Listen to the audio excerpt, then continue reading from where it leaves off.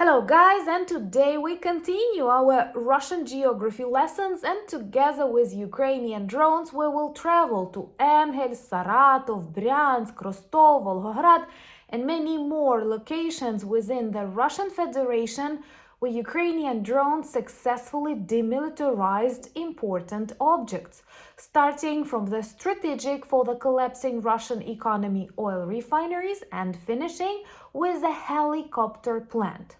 What I like the most is that this epidemic of explosions on their military objects is impossible to hide. And even on the official TV channels in Russia, they need to speak about this problem, and actually they have come to a conclusion that this January and February, Ukraine actually outnumbered Russia in strikes and in the demilitarization of these vital objects. I think this is the best peace plan, and let me explain to you why. My name is Anna, I'm from Ukraine, I'm in Ukraine, and if you want to see the defeat and demilitarization of Russia and also watch Putin in The Hague, subscribe, we discuss all of that on the channel, and we have friends in the community from The Hague who can actually meet us there during the stream from the court.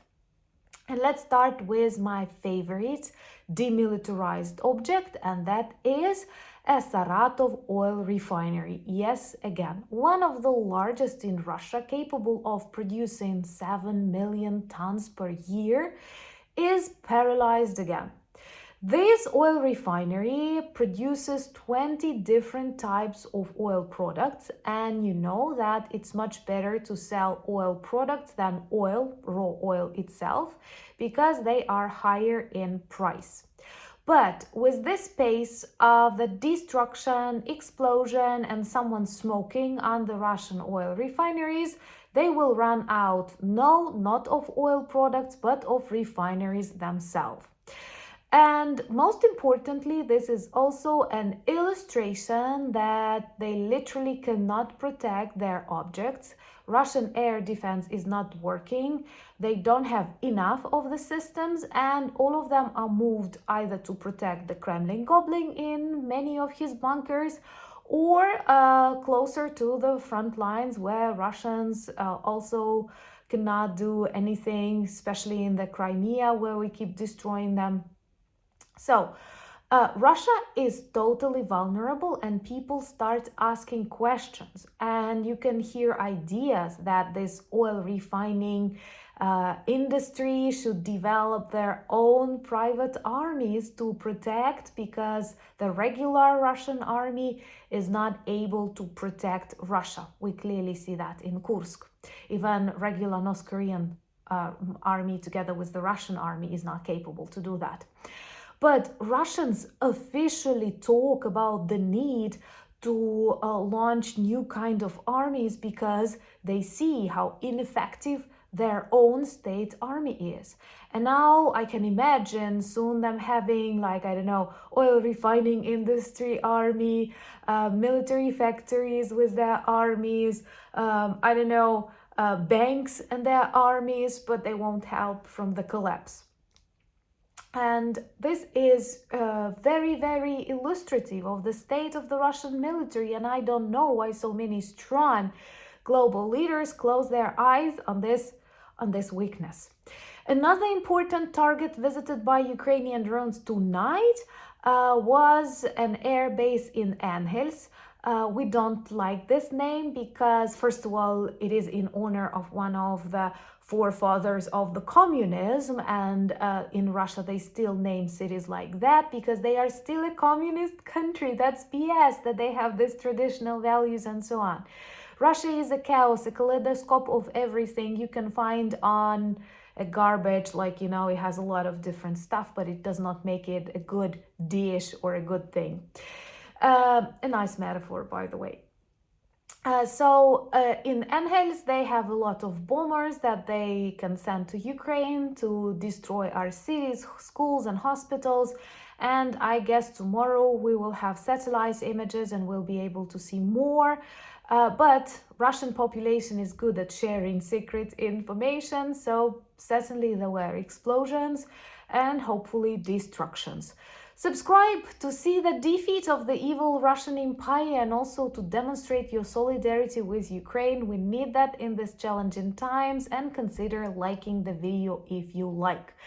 And now I want to introduce you to another object that was demilitarized. It's quite interesting and also demonstrate the pathetic state of the Russian army, because that is a rare ship bomber.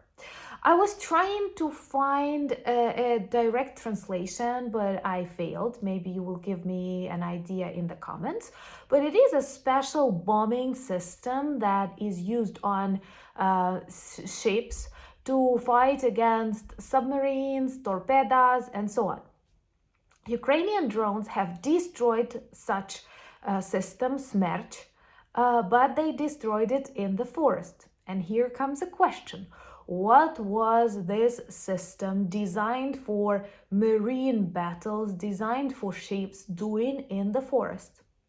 Right, after we've destroyed so many of their ships, after we upgraded them to scrap metal on the bottom of the Black Sea, they put these systems on old Soviet trucks Ural and used them closer to the front lines. I wonder if donkeys were carrying this system on that old Ural truck to the location where Ukrainian drones later demilitarized it. Just imagine that. I will connect this video about donkeys in the Russian army because many good people don't believe it's true, but it's real because the Kremlin officials, including members of the State Duma Defense Committee, confirmed that and tried to demonstrate it's okay. Some of you in the comments told me about mules that were used in the Second World War, but first, they were used in the mountains or in complex terrains, and we're talking about like Ukrainian forests, and they did not use donkeys during these years of war. It's only when they ran out of vehicles they started using them. And second, it is not the times of the Second World War. It's actually like how many years since the end? Almost 80, right? And that's what Xi and Putin will celebrate, because Xi seems to have accepted the invitation to the victory parade that Putin traditionally holds, not on the day when all the allies celebrate it, not on the 8th of May, but on the 9th of May, which is a demonstration that Russia is the only victor, as they believe.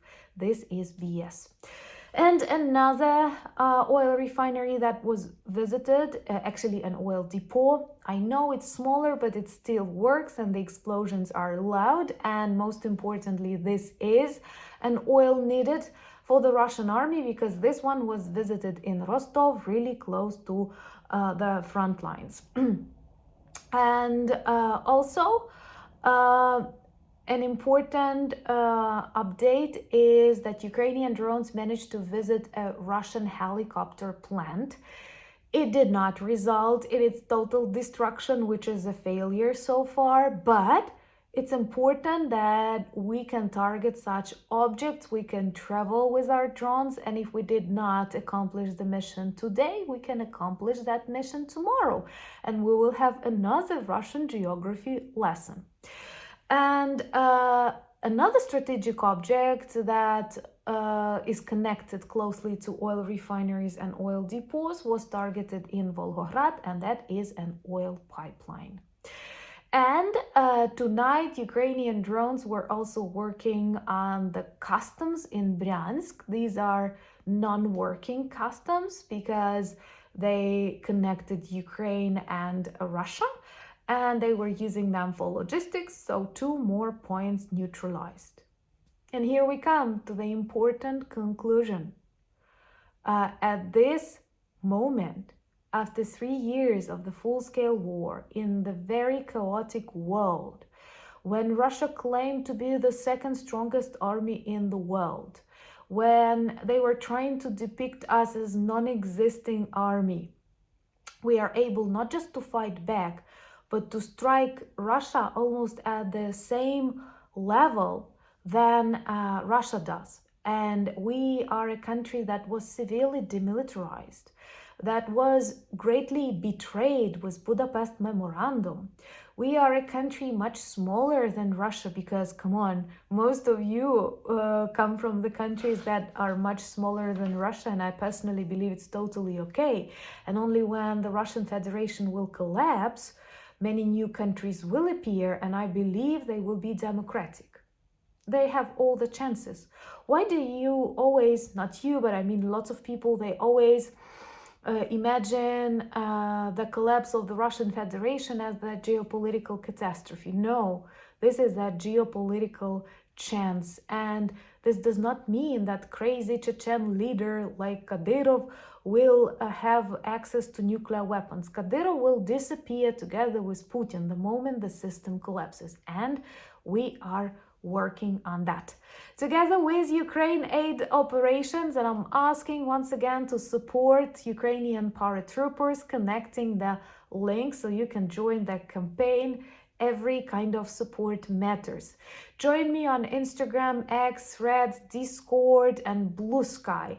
All the links to my official pages are in the description of this video, same as the link to our merch shop, where you can get some good presents that also work as reminders and conversation starters about Ukraine. And I believe you know it is very important right now, when the world is trying to reshape something, and this support and understanding that you demonstrate on the channel, please do that with your politicians, with your representatives. Try to influence this public opinion, because Russia works really hard and pretends that nothing happened, and unpunished evil grows. And if we appease the dictator, if we pretend that nothing happened, it will continue as a much larger war, and nobody wants that.